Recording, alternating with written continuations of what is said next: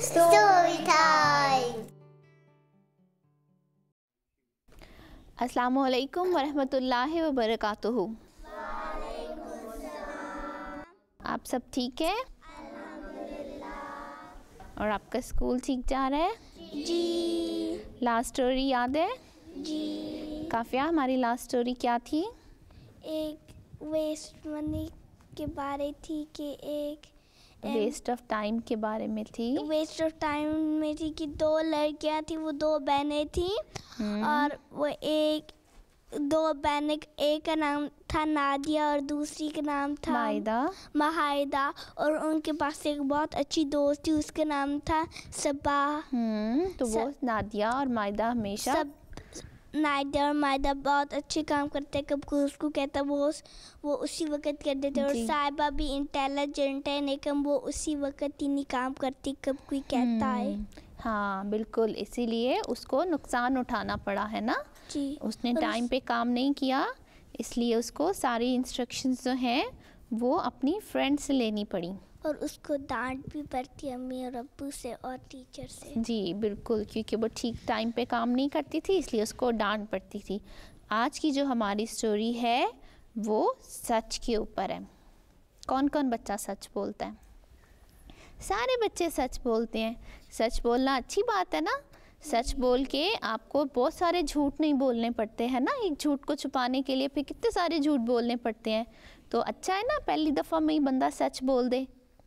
तो आज की जो हमारी स्टोरी है वो ये है कि बहुत पुराने वक्तों की बात थी। किसी मुल्क में एक बहुत इंटेलिजेंट बादशाह रहता था और मुल्क के सारे लोग जो थे वो बादशाह से बहुत खुश थे। एक दिन बादशाह ने सोचा कि वो अब बूढ़ा हो गया है, तो क्यों ना वो कोई ऐसा इंसान ढूंढे जो उसके बाद पूरे मुल्क को पूरी ईमानदारी के साथ और सच्चाई के साथ चलाए। इसलिए बादशाह ने एक फ़ैसला किया और बादशाह ने कहा कि पूरे मुल्क के जो यंगस्टर्स हैं, जो नौजवान हैं, वो उनको अपने महल में बुलाया। बादशाह की ये बात सुनकर बादशाह के बेटे भी हैरान रह गए, क्योंकि क्या होता है कि जब किसी मुल्क में कोई बादशाह फौत होता है, वफ़ात पा जाता है, तो उसके बाद उसके बेटे आगे से मुल्क को चलाते हैं। तो प्यारे बच्चों, जब बादशाह ने बहुत सारे यंगस्टर्स को बुलाया और उनसे हर तरह का एग्ज़ाम लिया कि वो कितने बहादुर हैं, कितने इंटेलिजेंट हैं, और जिन लोगों ने वो एग्ज़ाम पास कर लिया तो बादशाह ने उनके लिए एक आखिरी एग्ज़ाम रखा। उसने कहा कि उसने उन सबको अपने दरबार में बुलाया, उनको इकट्ठा किया। आपको पता है दरबार क्या होता है? महल में जहाँ बादशाह बैठता है और लोग उसके इर्द गिर्द चेयर्स रखी हुई होती हैं और लोग जो है वो आते हैं और अपने प्रॉब्लम्स लेके आते हैं और बादशाह वो सुनता है, उस जगह को दरबार कहते हैं। तो वहाँ पे बादशाह ने उन सारे लोगों को बुलाया जिन्होंने अपना एग्ज़ाम पास कर लिया था कि वो कितने बहादुर हैं, कितने इंटेलिजेंट हैं। तो एक आखिरी एग्ज़ाम के लिए बादशाह ने उन लोगों को अपने महल में बुलाया और उन सबको एक एक बीज दिया। बीज कहते हैं सीड को, जिससे पौधा निकलता है। जब हम उसको मिट्टी में दबा देते हैं तो उससे आगे पौधा बनता है। तो उसने उन सबको वो बीज दिया और उन्हें कहा कि ये बीज जो है वो ले जाओ और इसकी हिफाजत करो पूरे 1 साल तक। पूरे 1 साल तक इस बीज को तुमने मिट्टी में दबा के रखना है और इसको पानी देना है और इसका ख्याल रखना है।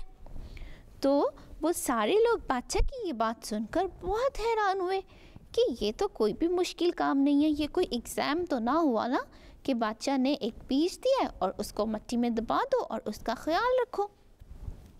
सब लोग हैरान तो हुए मगर हंसी खुशी अपने घर को चले गए कि ये तो बिल्कुल मुश्किल काम नहीं है ना उसकी हिफाजत करना। तो उन सब जो यंगस्टर्स थे, जो लड़के थे, उनमें एक लड़का था लबीद।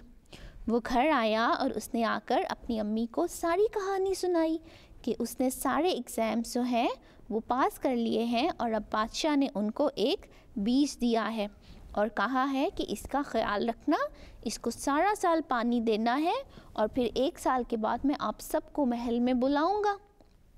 उसकी अम्मी ने कहा कि ठीक है, तुम एक एक गमला लो, एक वॉज लो और उसमें उसको मिट्टी से भर दो और उसमें ये बीज डाल दो और इसको बाकायदगी से पानी दो।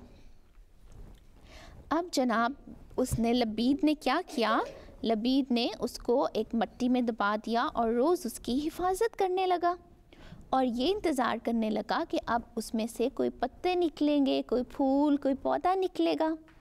मगर क्या होता था कि वो बहुत दिन तक इंतज़ार करता रहा और कुछ भी नहीं निकला।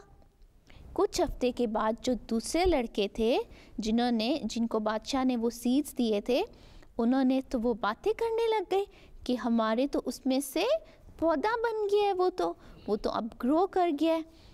तो लेकिन लबीद का जो पौधा था, बीज था, उसमें से तो कुछ भी नहीं निकल रहा था। ऐसे ही इंतज़ार करते करते 4-5 वीक्स गुजर गए और यहाँ तक कि पूरे 6 मंथ गुजर गए और जो बाकी यंगस्टर्स थे उनके जो पौधे थे उन पे तो फूल भी निकल आए थे और वो इतने खूबसूरत थे। लेकिन जो लबीद का था वो तो बीज वैसे का वैसे अंदर था और उसमें से कुछ भी नहीं निकला।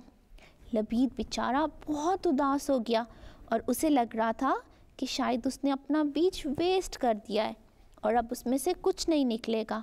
शायद उसने ठीक तरह से पानी नहीं दिया या वो उस बीज की हिफाजत नहीं कर सका। हर रोज़ रात को सोते हुए वो ये यकीन करके सोता कि सुबह इसमें से ज़रूर पौधा निकलेगा। उसके सब दोस्त जो थे वो अपने अपने पौधे के बारे में बातें करते थे, मगर लबीद हमेशा खामोश होकर सबकी सुनता और चुपचाप घर वापस आ जाता। और इसी तरह करते करते 1 साल गुजर गया और बादशाह ने सब लोगों को महल में बुलवाया और सब आकर अपना अपना पौधा दिखाने लगे। लबीद ने अपनी मामा से कहा कि वो ये खाली पॉट लेकर बादशाह के पास नहीं जाएगा, मगर लबीद की मामा ने समझाया कि तुमने पूरी ईमानदारी के साथ इसकी हिफाजत की है, ये तो अल्लाह ताला की मर्ज़ी थी कि इसमें से कुछ भी नहीं निकला। लबीद जानता था कि उसकी मामा बिल्कुल ठीक कह रही हैं, इसीलिए वो बहुत उदास दिल के साथ डरते डरते महल में पहुंचा और उसने वहां जाके देखा कि सबके पॉट्स में तो इतने खूबसूरत खूबसूरत फूल थे, पौधे थे और उसके पॉट में कुछ भी नहीं था। वो बेचारा उदास होके सबके पीछे छुपकर खड़ा हो गया और जो बाकी लोग थे वो सब उसका मजाक उड़ाने लग गए और उस पे हंसने लग गए कि उसके पॉट में तो कुछ भी नहीं है। तो वो बेचारा शर्मिंदगी के साथ, पूरी एम्बैरसमेंट के साथ जो है वो एक साइड पे खड़ा हो गया और उसको ये डर लगने लग गया कि कहीं बादशाह अब उसको पनिश ना करे, क्योंकि सबके पॉट्स में तो फूल हैं और बादशाह को ये लगेगा कि मैंने उस सीड की हिफाजत नहीं की। अभी वो ये सोच ही रहा था कि बादशाह ने अपने गार्ड्स को कहा कि जाके उस लड़के को बुला के लाओ मेरे पास, जो पीछे छुप के खड़ा है। तो वो बेचारा और भी डर गया कि अब तो उसकी शामत आई ही आई। अब सारे बच्चे जो दूसरे यंगस्टर्स थे, उनको तो ये यकीन था कि बादशाह अब लबीद को पनिश करेगा और वो सारे हंसने लग गए। जब लबीद बादशाह के पास पहुंचा और बादशाह ने उससे उसका नाम पूछा तो उसने डरते डरते कहा कि मेरा नाम लबीद अहमद है। तो सारे लोग जो हंस रहे थे, बादशाह ने उन सबको चुप करवाया और पता है क्या कहा? बादशाह ने कहा कि ये आज से आपका अगला बादशाह है।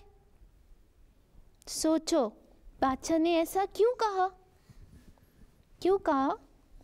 काफिया क्यों कहा? क्योंकि उसने झूठ नहीं बोला कि उसने एक और फूल तोड़ के अंदर नहीं उगाया, उसने सच बोला है। बिल्कुल, क्योंकि बादशाह ने जो सबको वो सीड्स दिए थे वो बॉइलिंग सीड्स थे और वो सीड्स जो हैं वो ग्रो नहीं करते थे।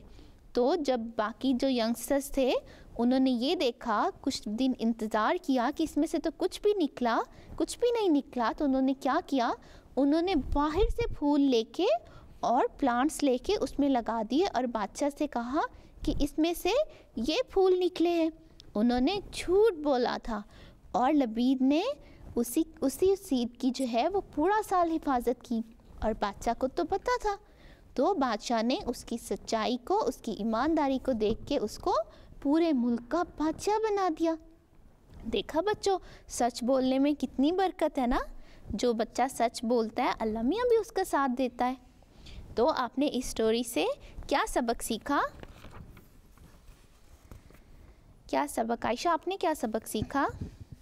मैंने सीखा कि आपको झूठ नहीं बोलना चाहिए। बिल्कुल, आपको झूठ नहीं बोलना चाहिए कितनी भी मुश्किल आए। हम सब ये जानते हैं कि हम कोई भी काम करें हमें कौन देख रहा है? हाँ जी बताएं सारे बच्चे, कौन देख रहा है? अल्लाह मियाँ। जी हाँ, हमें अल्लाह मियाँ देख रहा है। तो जब हमें ये पता है कि अल्लाह मियाँ हमें देख रहा है और वो हमारी हिफाजत करेगा, अगर हम सच बोलेंगे तो हम जल्दी उस मुश्किल से निकल आएंगे।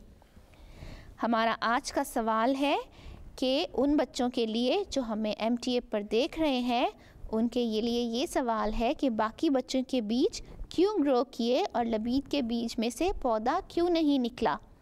मैं अपना सवाल फिर दोहराती हूँ कि बाकी बच्चों के बीज क्यों ग्रो किए और लबीद के बीज में से पौधा क्यों नहीं निकला। इसके अलावा हमें आज जो मेल आई है वो अतर अहमद ने भेजी है। अतर ने हमें बेल्जियम से मेल भेजी है और उसने कहा है कि उसे हमारा प्रोग्राम बहुत पसंद है और अतर की उम्र 9 साल है। इसके अलावा जो हमें मेल आई है दूसरी, वो हमें वाहिद अहमद ने भेजी है और वाहिद ने हमें जर्मनी से मेल भेजी है और उसने कहा है कि उसको हमारा प्रोग्राम बहुत पसंद आया है। जज़ाकल्लाह वाहिद आपका और अतर आपका, आप हमारा प्रोग्राम देखते हो और आप इससे सीखते हो। आज कौन बच्चा ड्राइंग बना के लेके आया है? बारिया बना के लेके आई है। बारिया आपने क्या बनाया है? स्पैरो बनाई है। वाह, देखा कितनी अच्छी लग रही है। बारिया इधर भी दिखाएं।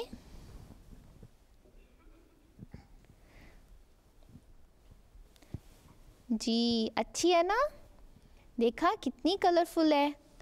बारिया ने इस पे पेपर के साथ पेस्ट करके कटिंग पेस्ट से ये स्पैरो बनाई है।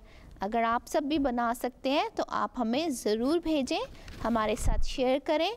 वो सारे बच्चे जो हमें MTA पर देख रहे हैं वो भी हमें ईमेल कर सकते हैं, हमें ख़त लिख सकते हैं। अगर आपकी कोई ड्राइंग है या कोई अच्छी चीज़ है जो आप हमारे साथ शेयर करना चाहते हैं तो आप हमारे साथ शेयर कर सकते हैं।